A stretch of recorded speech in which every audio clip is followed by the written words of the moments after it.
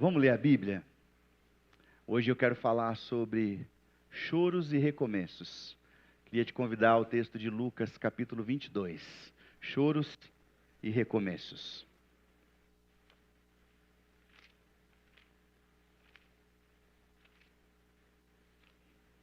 Evangelho de Lucas, capítulo 22.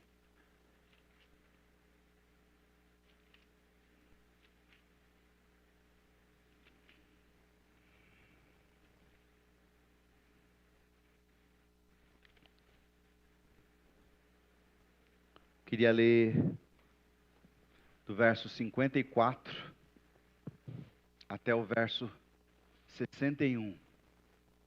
Choros e recomeços. Evangelho de Lucas, capítulo 22, de 54 a 61. Então, prendendo, levaram para a casa do sumo sacerdote. Pedro o seguia à distância. Mas quando acenderam um fogo no meio do pátio e se sentaram ao redor dele, Pedro sentou-se com eles. Uma criada o viu sentado ali, à luz do fogo, olhou fixamente para ele e disse: "Este homem estava com ele." Mas ele negou: "Mulher, não o conheço." Pouco depois, um homem o viu e disse: "Você também é um deles." "Homem, não sou," respondeu Pedro. E cerca de 1 hora mais tarde, outro afirmou: "Certamente este homem estava com ele, pois é galileu." Pedro respondeu: "Homem, não sei do que você está falando." Falava ele ainda, quando o galo cantou. O Senhor voltou-se e olhou diretamente para Pedro. Então Pedro se lembrou da palavra do Senhor que lhe tinha dito: "E antes que o galo cante, hoje você me negará 3 vezes." Saindo dali, chorou amargamente. Saindo dali, chorou amargamente. Que o poder do teu Espírito e a ministração da tua palavra, a exposição do texto, seja capaz de, nessa manhã, falar no nosso coração com profundidade, Senhor. Mudar a nossa história. Nos ajuda, Senhor. Fala com a gente essa manhã. Nos direciona, nos guia. Em nome da Trindade Santa, em nome do Pai, do Filho e do Espírito Santo. Amém. Eu acho às vezes mais difícil recomeçar do que começar. Quando você começa uma jornada, você tem sonhos, você faz planos, você está novinho, se sente forte para a caminhada. O recomeço implica ou de que você parou, está inerte, mas já caminhou uma parte do trecho, ou que você regrediu, que você caminhou e regrediu. E ter força psíquica, força emocional e, acima de tudo, força espiritual para recomeçar, fé para recomeçar, é um desafio. E a jornada coloca marcas em nós, marcas no nosso coração, marcas na nossa alma, traumas, marcas no nosso corpo. E eu queria, nessa introdução do recomeço e dessas marcas que ficam no nosso corpo, na nossa alma, na nossa mente, pensar sobre os rótulos. Interessante, nós precisamos de rótulos para nossa cognição.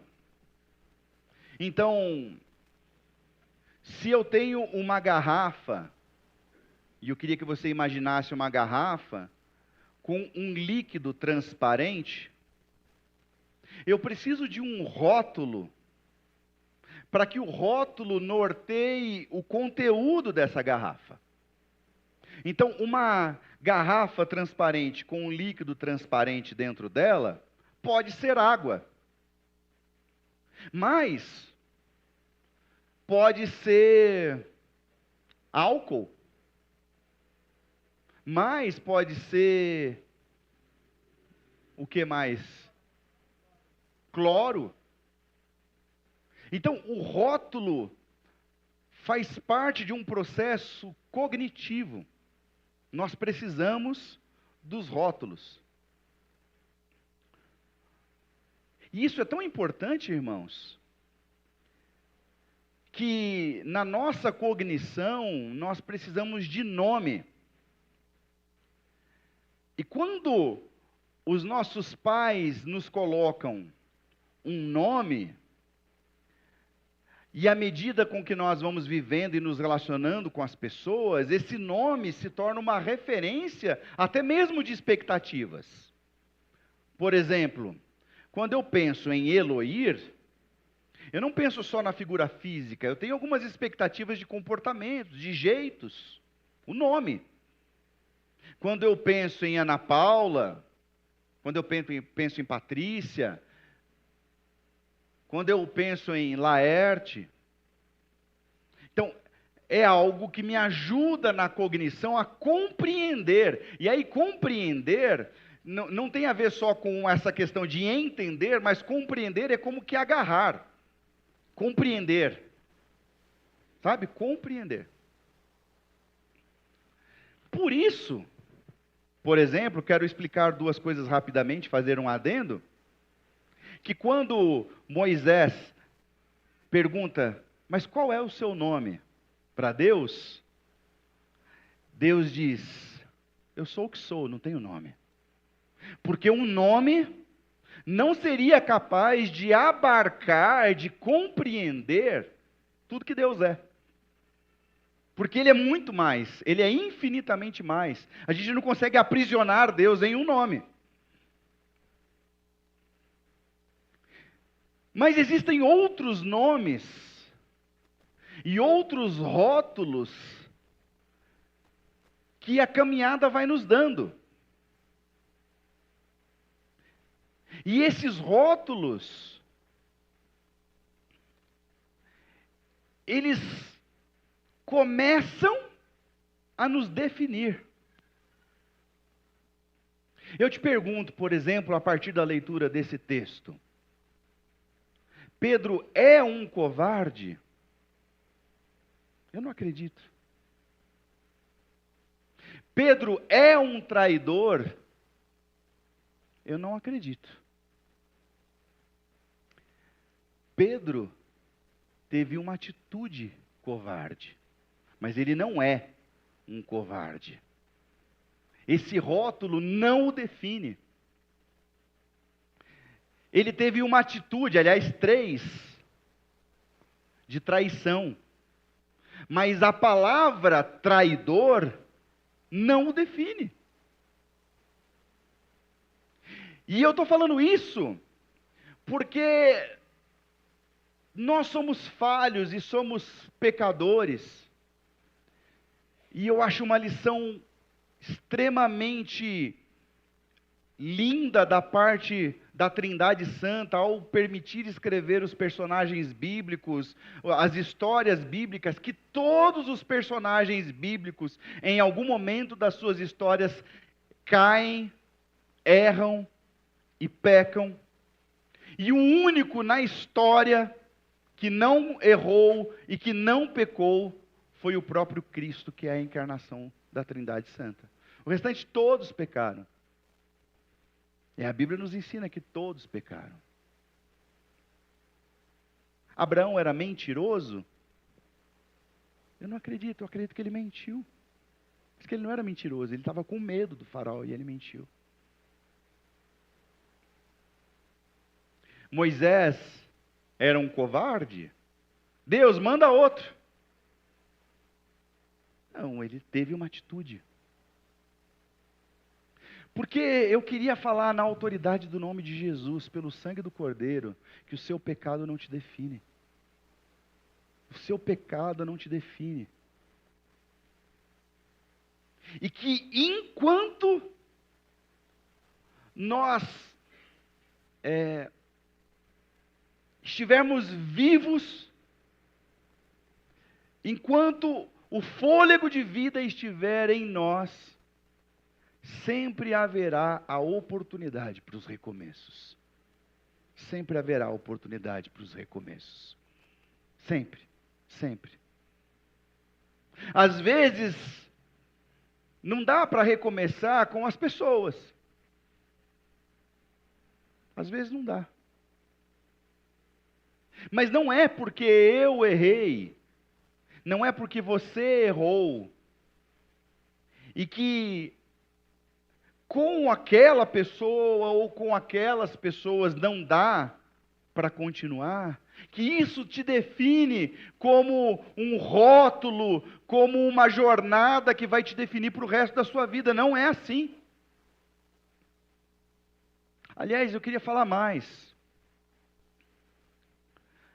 Para mim, essa história, o que tem de mais marcante é o choro amargo de Pedro.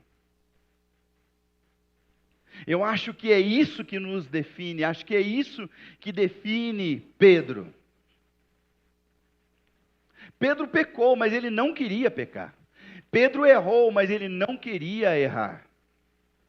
E a gente que vive no Evangelho, e os tempos são maus, os tempos são difíceis, o que nos define é o desejo de acertar, é o desejo de ter Deus, é permitir Deus queimar no nosso coração. Muitas vezes é o desejo de reconstruir aquilo que foi quebrado. Porque Judas também traiu, também pecou, mas ele não teve a hombridade, a grandeza de olhar para a cara de Jesus e dizer: Senhor, eu pequei, me perdoa, desculpa. É isso que a gente diz que Judas não se arrependeu. Mas Pedro não. Ele chora amargamente. E não é só o pecado que não te define. As derrotas não te definem. Não é porque o seu plano não deu certo que ele não vai dar certo para o resto da vida. Não é porque você disse, como Pedro disse, nunca, Senhor. Ele não calculou direito. Nunca, nunca vou te trair. Ele achou realmente que ele não calculou qual seria a pressão e o preço. E ele disse: nunca vou te trair. Nunca vou te negar. Agora, a história de Pedro não termina aqui. Não termina aqui. E sabe onde a história de Pedro termina? Ou recomeça? O Senhor ressuscita. Os discípulos começam a buscar o Senhor e Pedro diz: eu vou pescar. Constrangido. Constrangido.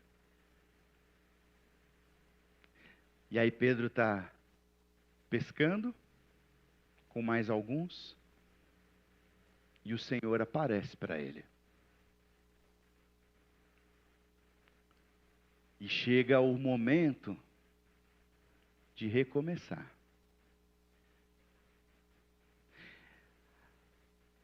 Quando ele desce do barco, sabe o que tem na praia?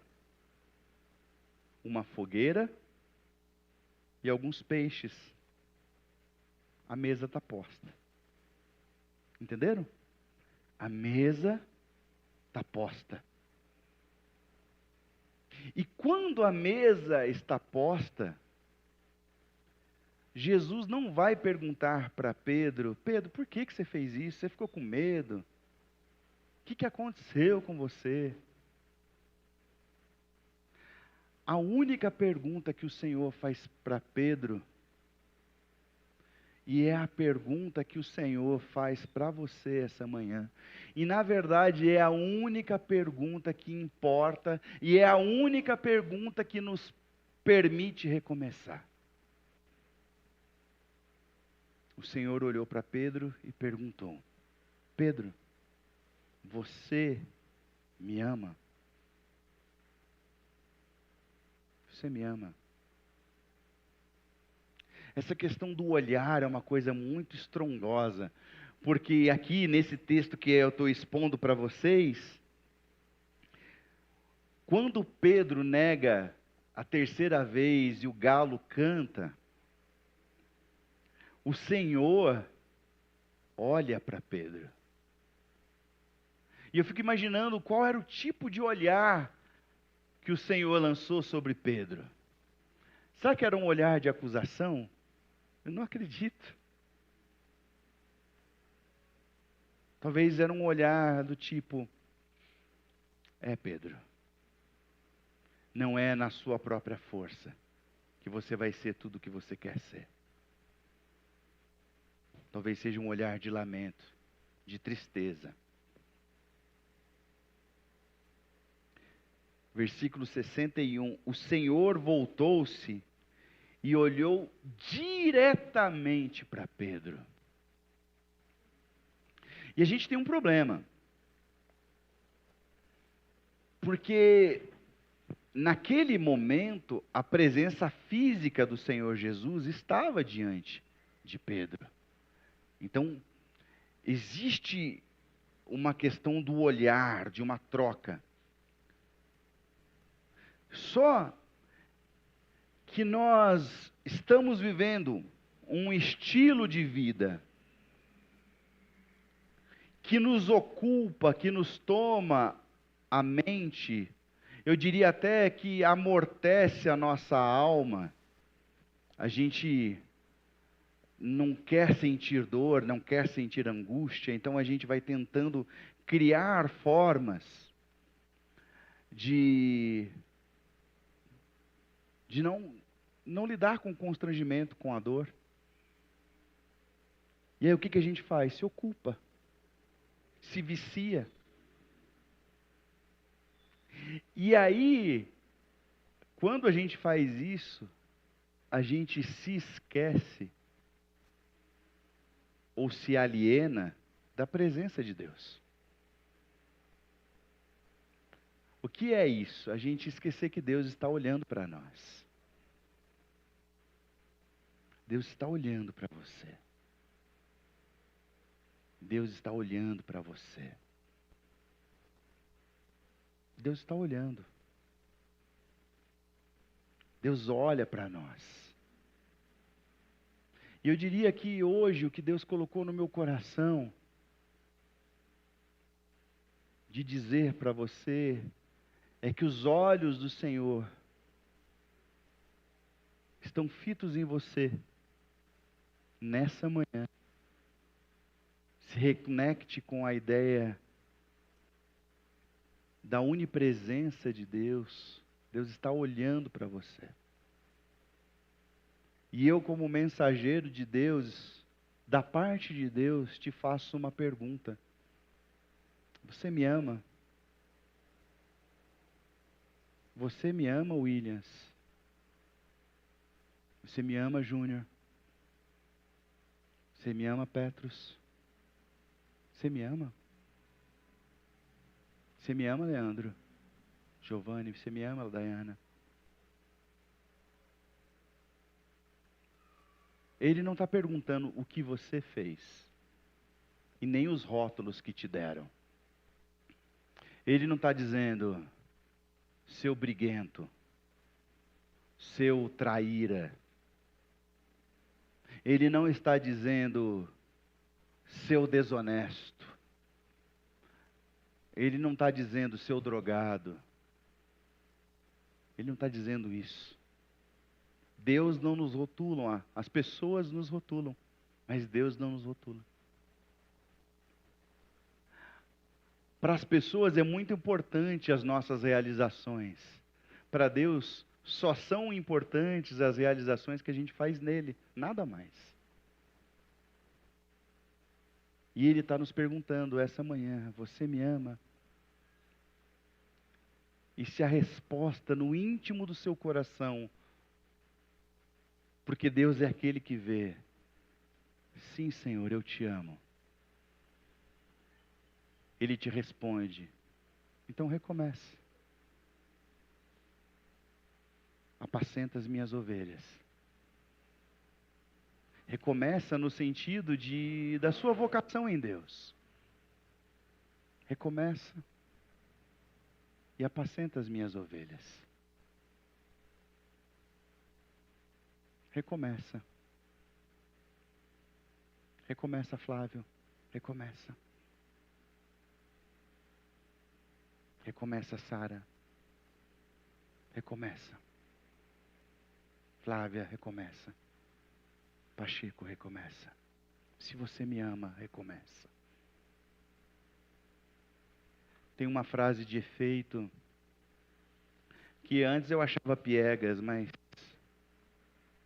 hoje eu acho uma frase importante para nós.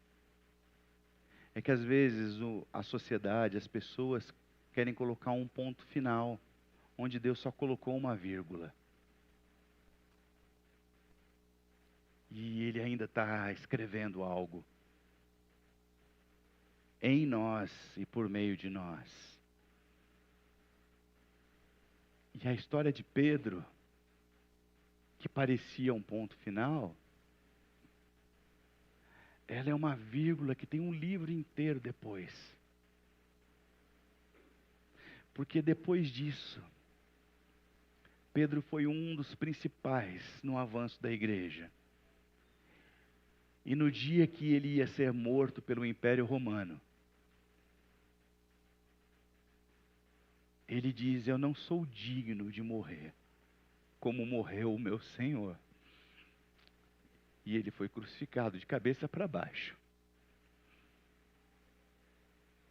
Não permita que os rótulos que colocaram em você, que os apelidos que colocaram em você, e que você passou a acreditar, defina os rótulos, os apelidos que colocaram em você. Tem muito mais a ver com uma incapacidade cognitiva das pessoas te compreenderem num nível de profundidade que Deus tem e que as pessoas não têm.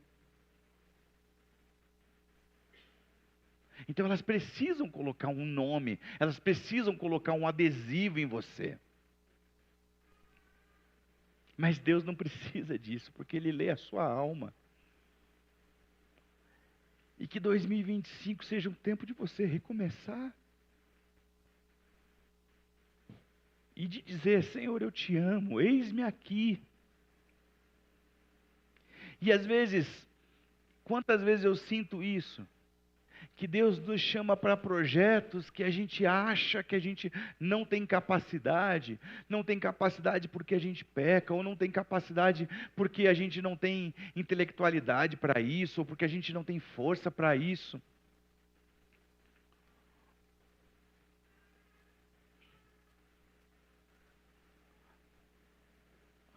No ano do reinado do rei Uzias, eu vi o Senhor assentado num alto e sublime trono. As abas da sua veste cobriam o templo. E quando eu vi isso, eu caí, tremi e disse, Senhor,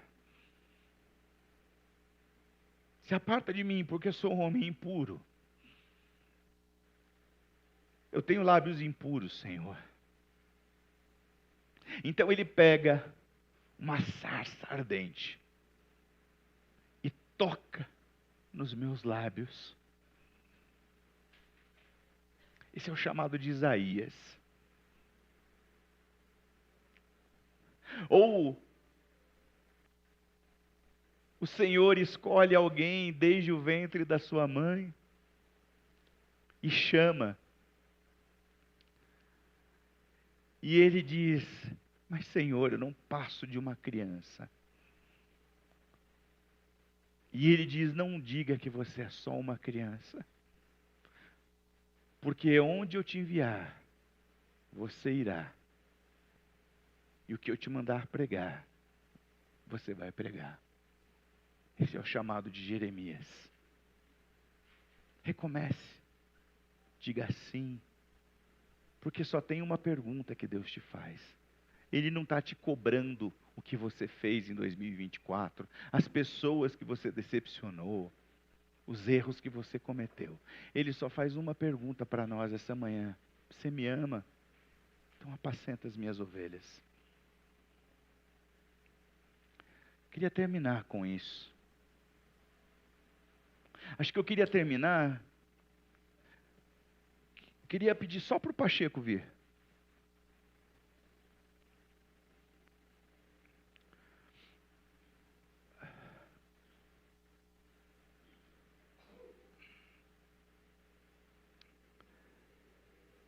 Eu queria contar uma história infantil para terminar.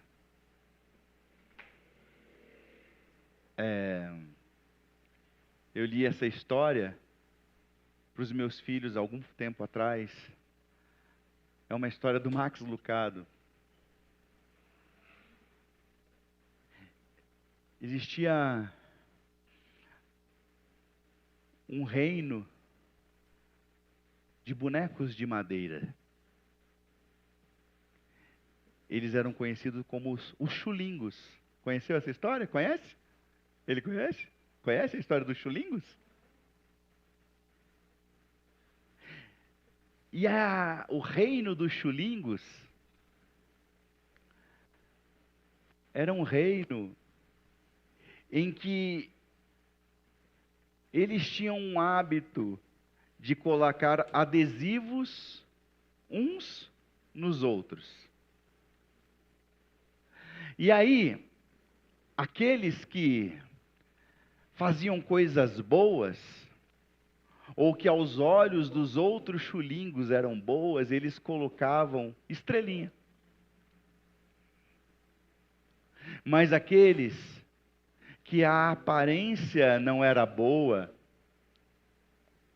aqueles que de repente a sua madeira já estava desgastada,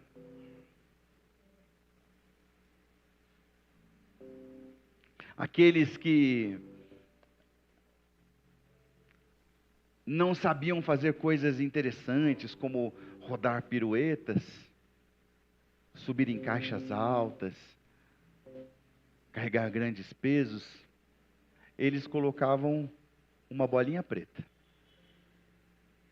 E aí, o reino dos chulingos era marcado por estrelinhas ou bolinhas pretas. E eles caminhavam e constantemente eles colocavam ou bolinhas pretas ou estrelinhas. E tinha um chulingo, o nome dele era Marcinelo. E o Marcinelo, ele queria muito ter estrelas, mas ele não conseguia. Ele queria fazer as coisas certas, mas ele não conseguia. Ele queria ser mais bonito, ele até passava verniz, mas ele não conseguia.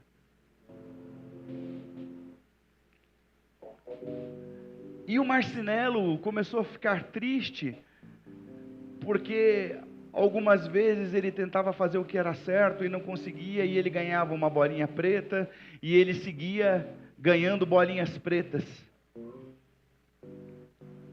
Um dia ele encontrou uma chulinga, a Márcia. E era muito interessante, porque essa chulinga, a Márcia, ela não tinha nem bolinhas pretas e nem estrelas.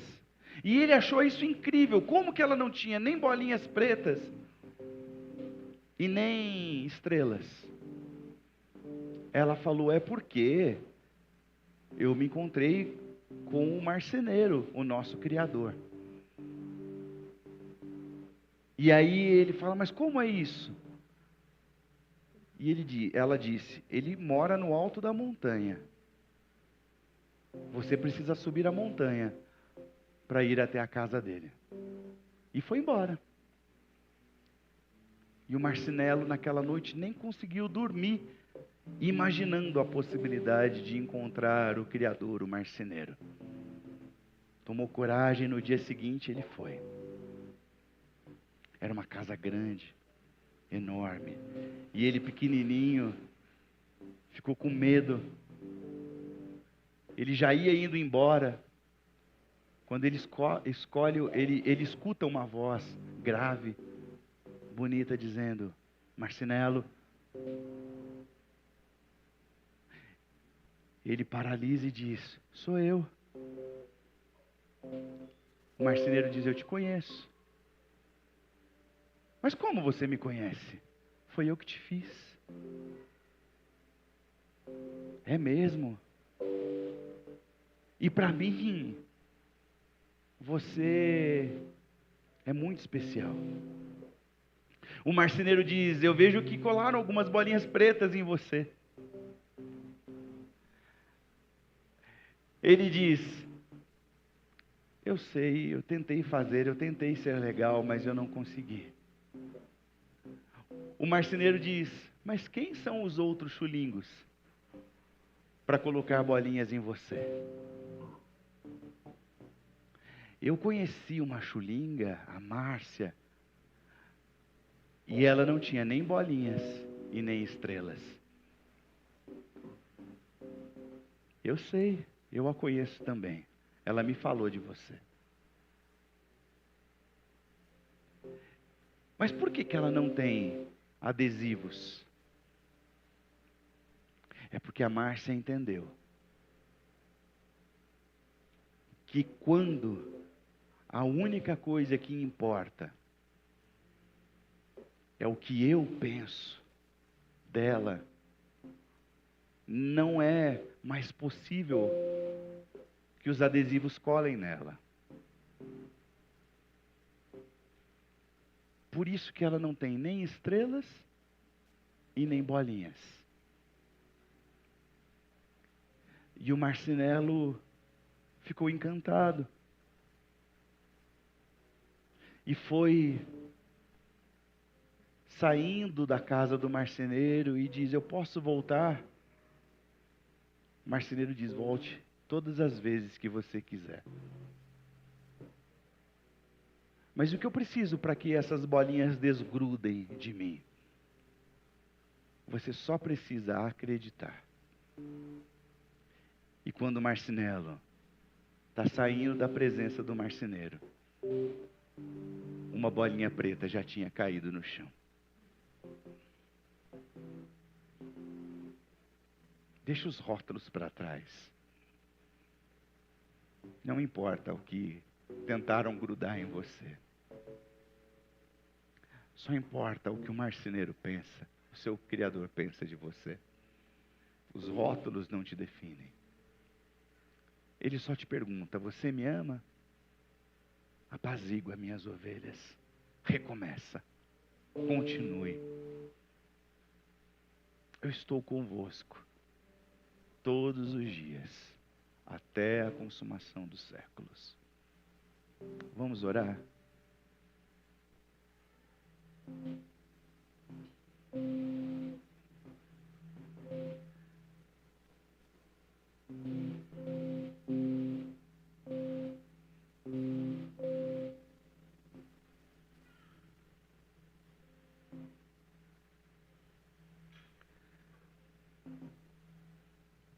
Queria te pedir nesse tempo de silêncio dos meus irmãos, Pai, que bolinhas pretas caiam ao chão em nome de Jesus.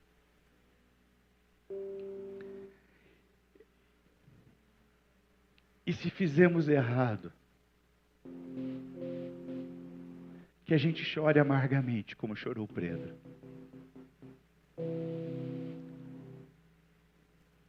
mas que o Senhor nos dê uma nova chance, nos dê novo vigor, mas que a gente nunca se esqueça do seu olhar e da tua presença, Senhor. E que quando a gente recomeçar no dia de hoje, aqueles que forem recomeçar no dia de hoje, que eles recomecem conscientes da sua presença,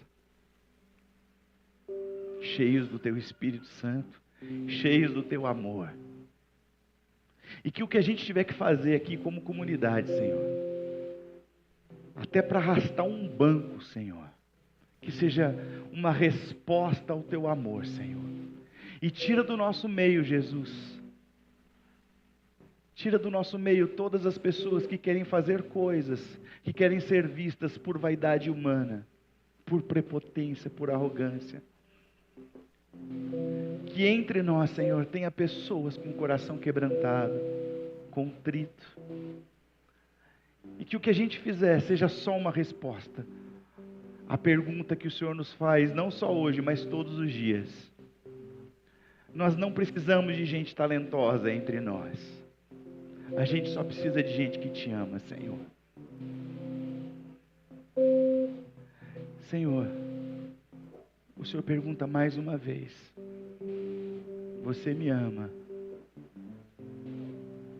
E que a nossa resposta seja a resposta de Pedro, constrangidos: Senhor, o Senhor sabe todas as coisas. O Senhor sabe que nós te amamos. Então, cumpra a tua missão. Apacenta o meu rebanho. Te amo, Deus. Tua graça nunca falha. Todos os dias eu estou em tuas mãos. Desde quando me levanto até eu me deitar, eu cantarei a bondade de Deus. Tua doce voz que nos guia em meio ao fogo, na escuridão, tua presença me conforta. Eu sei que és meu Pai e amigo és. Eu vivo na bondade de Deus.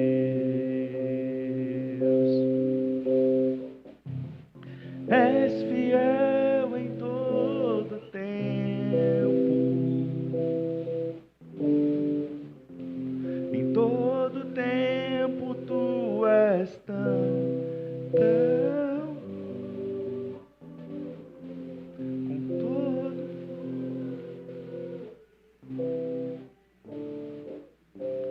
cantarei.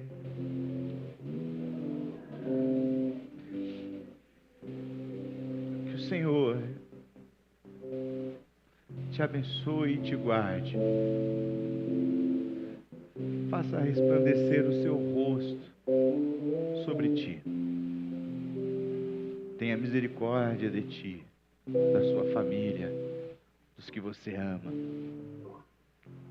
Que o Senhor sobre ti, sobre vós, levante o seu rosto e te dê shalom, te dê paz. E que o amor de Deus, a graça de Jesus,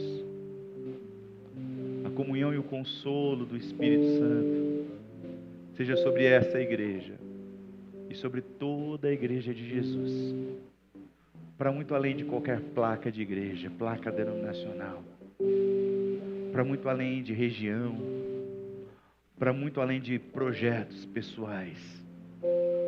Aqueles que temem ao Senhor, que têm o selo do teu Espírito, Senhor, sejam guiados pelo teu Espírito não somente hoje, mas mas para todo o sempre. Amém. Hoje às 19, a gente está junto. Se você puder, quiser estar. Se você quer participar do projeto Rabino de Nazaré comigo, vem, sem medo. Vai ter alguma coisa para você fazer. A gente vai ter tanto trabalho, vai ter que escrever, vai ter que viajar, vai ter que dar aula, vai ter que participar das aulas. Queria mobilizar a nossa igreja em torno disso. Então me procura. Me procura ainda hoje, se você quiser. E boa semana para aqueles que não vão conseguir estar à noite. Um beijo no seu coração, boa semana, que Deus abençoe, Deus abençoe, Deus abençoe cada um de vocês. Boa semana. Prazer, André, família. Beijo, Deus abençoe vocês.